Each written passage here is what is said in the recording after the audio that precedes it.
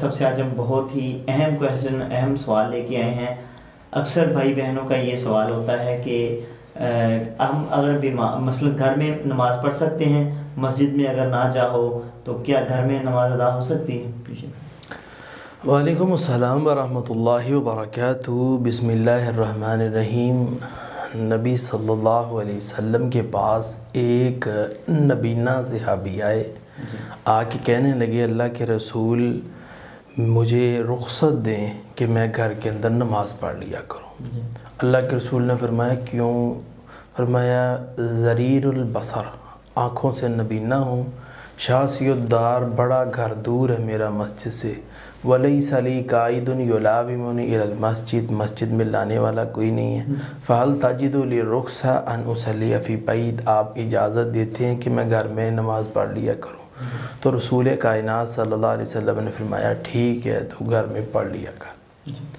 ابھی یہ جا ہی رہے تھے تو آسمانوں سے تیرتا ہوا فرشتہ اللہ کے نبی کے پاس آیا، فرمایا اس کو واپس بلاؤ اور اسے کہو مسجد میں، اسے پوچھو اذان سنتی ہے؟ تو یہ کہے گا سنتی ہے، تو اسے کہیں مسجد میں نماز پڑھیں۔ عبداللہ بن ام مکتوم کو اللہ کے رسول نے واپس بلایا، فرمایا اذان سنتی ہے؟ جی اللہ کے رسول اذان سنتی ہے۔ فرمایا پھر مسجد میں نماز پڑھنی۔ یہی صحابی جو ہے وہ بڑھاپے میں، بلکہ اس نے نمازوں کی اتنی پابندی کی کہ جہاں بلال حبشی رضی اللہ تعالی عنہ چھت پہ جا کے اذان دیا کرتے تھے، یہ صحابی اندھیرے میں یہ بھی وہاں جا کے اذان دیا کرتا تھا۔ یعنی کہ اس نے اتنی پابندی کی اور اللہ کے نبی کی بات کو اتنی اہمیت دی۔ اچھا ماشاء اللہ۔ اچھا اگر سب یہاں پہ ایک سوال ہے کہ اگر کوئی شخص بیمار ہے تو وہ گھر میں نماز ادا کر سکتا ہے؟ بیماری جو ہے ویسا اس کی بھی کچھ کیٹاگریاں ہیں نا۔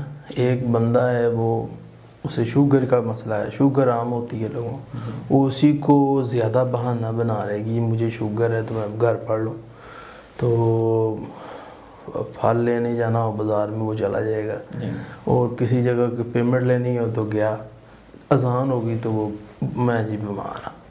نہیں، ایسی بیماری نہیں۔ ہاں ایک بندہ بیمار ہے وہ آ ہی نہیں سکتا تو اس کے لیے بہت زیادہ یعنی کہ پریشانی ہے، چارہ بستر سے بڑی مشکل اٹھتا ہے تو چل نہیں سکتا، بیماری زیادہ ہے اس کو، تو پھر وہ گھر میں پڑھ لے، اس کے لیے رخصت ہے۔ تو ایک بندہ تندرست ہے یا ایسی بیماریاں ہیں جو نارمل بیماریاں ہیں تو اس میں اس کو مسجد میں پڑھنی چاہیے۔ اچھا سب ایک اور سوال اس میں ایڈ کرتا ہوں کہ اکثر لوگ کسی کو نماز کی دعوت دیتا ہے، کوئی بھی انسان کوئی بھی شخص، تو وہ آگے سے کیا یہ عذر بنانا جائز ہے؟ وہ کہتا ہے کہ میرے کپڑے نہیں صحیح۔ ویسا کپڑے اگر صحیح نہیں ہیں تو اللہ نہ کرے اسی حالت میں وہ مر گیا پھر تو یہاں سے سمجھ آتی ہے کہ کپڑوں کو صحیح کرنا چاہیے۔ کسی ٹائم میں مسئلہ باندھ سکتا ہے، بندہ پلید ہی جائے گا۔ ایک بندہ یہ ہے کہ وہ اسے کہیں کہ آپ نماز نہیں پڑھتے، وہ کہتا میرے بال نا بغلوں کے زیادہ بڑھ گئے۔ اجی بھی اللہ کے بندے تو اسی حالت میں مر گیا پھر۔ یہ نہیں، یہ عذر نہیں ہے۔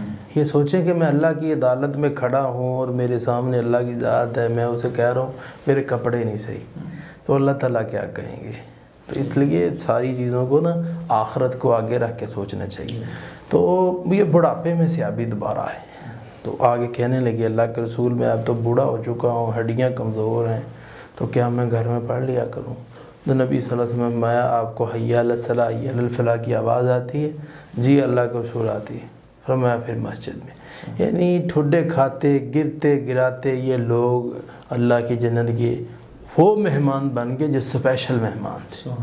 انہوں نے دنیا کی زندگی کہہ دی۔ آپ دیکھ لیں تجربہ کر کے، جو بندہ بیمار ہوگا نا اذان کے ٹائم پہ وہ زیادہ بوجھل ہو جائے، تو یہ تھوڑا سا مسئلہ ہوگا تو نہیں، اپنے آپ کے اوپر تھوڑا سا نا سختی کرو، کہو جی میں نے اپنے آپ کو تھوڑی سی سزا دینی ہے، سختی کرنی ہے میں نے اپنے آپ، دیکھو انشاءاللہ اللہ کیسے توفیق دے گا۔ جب آپ شیطان نے جو سوچ دی ہے اس کے پیچھے چلو گے تو شیطان لے جائے گا، اور اینڈ ٹائم جب اذان کا ہوتا ہے بندہ موٹر سائیکل نکالتا ہے بازار جا رہا ہے۔ نبی صلی اللہ علیہ وسلم نے کیا فرمایا تھا؟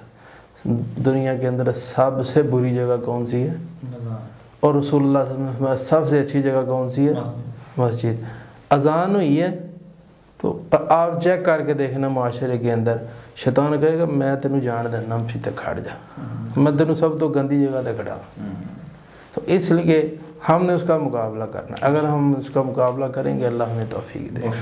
جی ناظرین اگلے پروگرام میں پھر حاضر ہوں گے. اللہ اعوذ باللہ من الشیطان الرجیم. بسم